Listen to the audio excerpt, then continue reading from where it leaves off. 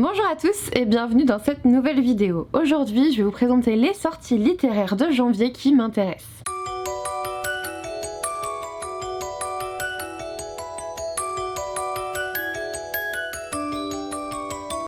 J'ai enfin repris cette vidéo des sorties. C'est vrai que j'avais un petit peu abandonné parce que avec les différents confinements tout était repoussé, on savait au dernier moment les dates de sortie sur internet et puis en décembre il y avait 4 sorties qui m'intéressaient je crois, donc j'en avais pas fait non plus. Ça me plaît énormément de faire cette vidéo parce que moi-même comme ça me permet de réguler un peu mes achats en me disant bah voilà, ce mois-ci il y a ça qui m'intéresse, j'achèterai ça et puis voilà, ça me permet de tenir mon budget en fait, donc je le fais aussi pour moi. Avant j'appelais ça sortie livresque, là j'ai plutôt envie d'appeler ça sortie littéraire, c'est la petite nouveauté de 2021 parce que sortie livresque je trouve que ça sonne bizarrement et j'avais envie de changer mais c'était un peu bizarre de changer en plein milieu, donc là on va profiter de janvier pour appeler ça sortie littéraire, ça sera aussi très bien. Première sortie à noter pour ce mois de janvier, il s'agit de Lisa Garner, Retrouve-moi aux éditions Albin Michel. Alors ce qui me gêne un petit peu, comme vous voyez moi je l'ai, ce roman, ce qui me gêne un petit peu c'est que Séverine de la chaîne Il est bien ce livre l'a lu et elle dit que ça peut s'apparenter à une sorte de suite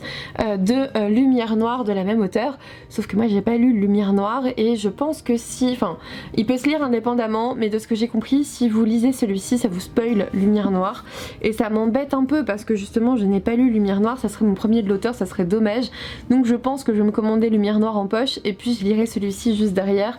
Alors juste derrière je sais pas, on verra si le style me plaît bien, mais ça serait dommage de me spoiler Lumière Noire juste pour lire ce roman là que j'ai reçu. En fait c'est dommage parce que sur le catalogue quand j'ai choisi mes services presse c'était absolument pas noté que c'était la suite de Lumière Noire, mais genre absolument pas, sinon je l'aurais pas choisi en fait.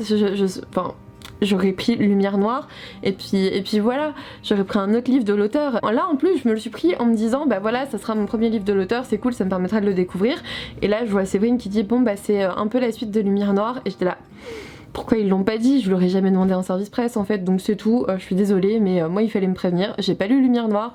Je vais lire Lumière Noire et puis celui-ci ensuite on verra. On suit l'enquêtrice Warren, donc je pense que c'est un petit peu la même que dans Lumière Noire j'imagine, ou en tout cas ça suit ça, dans une découverte macabre à Boston avec 4 membres d'une même famille qui se sont retrouvés sauvagement assassinés chez eux.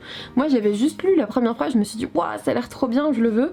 Bon bah écoutez il attendra un petit peu. Ensuite j'ai noté l'apparition du roman Le Printemps des oiseaux rares de Dominique Demers. C'est un roman dans lequel je pense qu'il va y avoir une sorte de romance avec un jeune homme qui s'intéresse aux oiseaux, qui fait partie d'une famille nombreuse catholique, et une jeune fille qui vit uniquement avec sa mère je crois. Enfin bref, ils sont tous les deux différents, enfin très différents l'un de l'autre, ils vont se rencontrer évidemment. Je pense qu'en tout cas il y a une complicité au moins qui va s'installer entre les deux. La couverture était plutôt chouette, voilà, ça me faisait envie. Je ne vais pas forcément le lire mais je suivrai les avis sur ce roman avec attention. Comme d'habitude je fais pas forcément des résumés très complets, parfois je peux aussi me tromper parce que ce sont des souvenirs de quand j'ai préparé la vidéo. Parfois ça m'arrive de confondre deux romans, j'en suis navrée. Mais dans tous les cas si vous voulez plus d'informations, comme d'habitude, les liens sont en barre d'infos, il suffit de cliquer. Ensuite j'ai noté l'apparition du roman Memory de Arnaud Delalande. Celui-ci je pense que je vais le précommander, je vais forcément me l'acheter parce que en fait on est dans un thriller, ça se passe en huis clos, il y a 8 personnes dedans, je crois il y a une personne décédée, il y a 8 suspects je pense, quelque chose comme ça, et j'avais eu l'impression que c'était, enfin en tout cas en lisant le résumé j'avais cette impression que c'était un peu psychopsychiatrique et bah franchement le résumé m'a donné trop envie, la couverture je la trouve assez canon, on en parlera ce mois-ci. Ensuite j'ai aussi noté la parution de Wish, le tome 1 d'Audrey Carlan, c'est aux éditions Hugo Roman.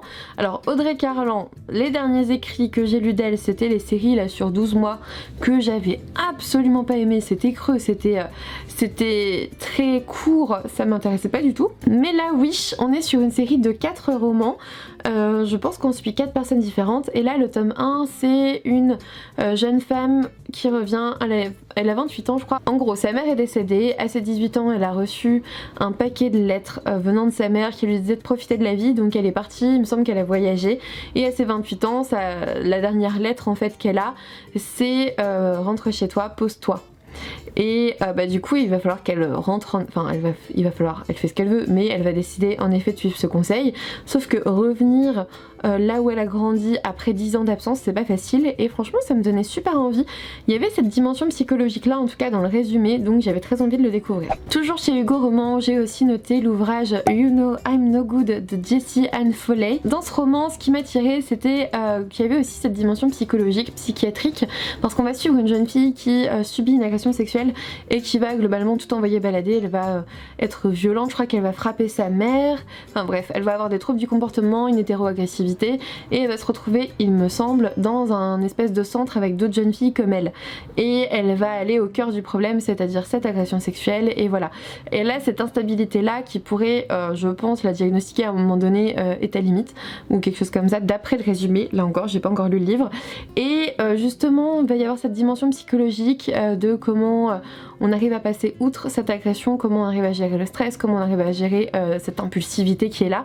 Et j'avais envie de voir comment c'était fait, donc voilà, je l'ai noté. Ensuite, j'ai évidemment noté la prochaine parution des éditions La Martinière Jeunesse, c'est le tome 2 de Shadowscent de P.M. Freestone.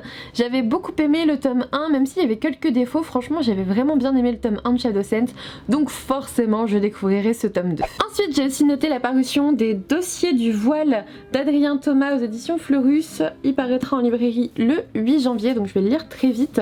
Il m'avait été envoyé avec un petit marque-page trop chouette. Et regardez-moi cette couverture déjà, alors là on est sur les épreuves non corrigées, hein, mais regardez-moi cette couverture magnifique, juste magnifique, vous avez le reflet de la lampe, je suis désolée. En gros, alors par contre ça m'a fait penser un petit peu à Symbiose que je viens de terminer de Camille Salomon, parce que ça se passe à Paris, rempli de créatures fantastiques, dans une ambiance polar relevée à la sauce piment, un régal d'humour et de dépaysement ils disent. En gros, chaque jour à Paris, des incidents menacent de déchirer le voile et l'existence des méta-humains d'être révélés à l'humanité. Donc de ce que je comprends, il y a un voile qui cache les méta-humains aux humains, et c'est sans compter sur la brigade et sur son agent très spécial, Tia Morcise. Ça me fait penser un petit peu à ce que je viens de lire, donc j'espère que ça saura être totalement différent. Ça me fait super envie, il est super chouette. Merci beaucoup aux éditions Fleurus pour l'envoi, on en reparle très très vite. Ensuite, j'ai aussi noté l'apparition des Voleurs de fumée de Sally Green. Là pour le coup, je sais plus exactement de quoi ça parle, je sais que c'était de la fantasy et que je l'ai précommandé. Voilà, parce que ça me faisait tellement envie, et en plus je crois que j'avais feuilleté, je crois, sur Amazon, et il y avait, ou sur je sais plus quel site, peu importe, et il y avait une carte au début, j'adore les livres avec des cartes, et le côté fantasy, je pense adulte, ou vraiment vraiment vieil ado, je dirais, parce que franchement, de ce dont je me souviens, ça faisait vraiment fantasy adulte, ça me faisait super envie, donc voilà, n'hésitez pas à aller lire le synopsis. Ensuite, là pour le coup, j'ai besoin de mon carnet parce que je retiendrai jamais ce nom. Il y a aussi l'apparition de La vie ô combien ordinaire d'Anna Green, de Michael Marshall Smith. Là pour le coup, alors déjà, la couverture a l'air chouette, en tout cas en visuel, et puis le résumé, il a l'air un petit peu barré, et je ne sais pas pourquoi, ça m'a fait penser un petit peu à Anne de Green Gables, vous voyez, Anne et la maison au pignon vert, parce que j'ai l'impression qu'on est avec une jeune fille assez particulière qui pense que sa vie est totalement ordinaire alors qu'en fait pas du tout, et ouais, je sais pas, il m'a tiré un petit peu, je suivrai les premiers avis. Ensuite, j'ai forcément noté l'apparition de À tes côtés, tome 4 de Megumi Morino aux éditions Akata. C'est une saga manga coup de cœur, comme je vous l'ai dit dans ma vidéo des meilleures lectures de 2020, voilà, je crois que j'ai déjà précommandé, ou en tout cas je vais le faire, enfin j'ai besoin de ce tome. J'en ai besoin, je l'adore cette saga, j'adore. Ensuite, j'ai aussi noté la prochaine parution de L'homme étoilé qui est Je serai là.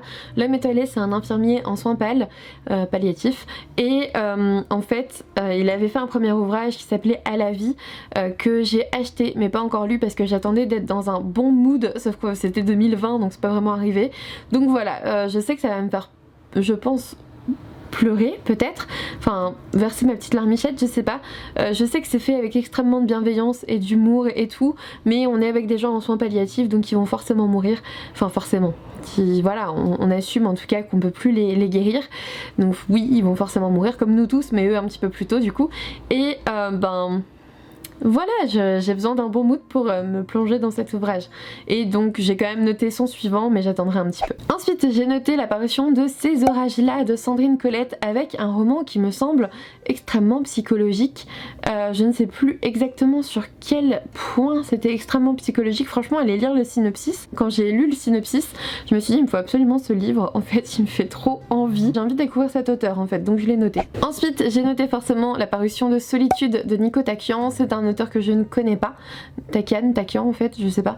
C'est un auteur que je ne connais pas. Là on est vraiment dans les grands espaces enneigés et il y a un énorme pin, enfin un énorme arbre, je sais plus quel type, peut-être un pin, je sais plus, un énorme arbre en plein milieu de cet espace et il y découvre une femme nue, pendue, je crois qu'elle est nue, pendue en tout cas, mais voilà, moi vous me dites grand espace, thriller, j'ai envie, j'ai bien envie. Et puis dernier moment que j'ai noté pour ce mois de janvier, c'est Douve de Victor Gilbert. Pour le coup c'est chez Hugo Thriller, Hugo, je sais plus. En tout cas c'est chez Hugo Roman.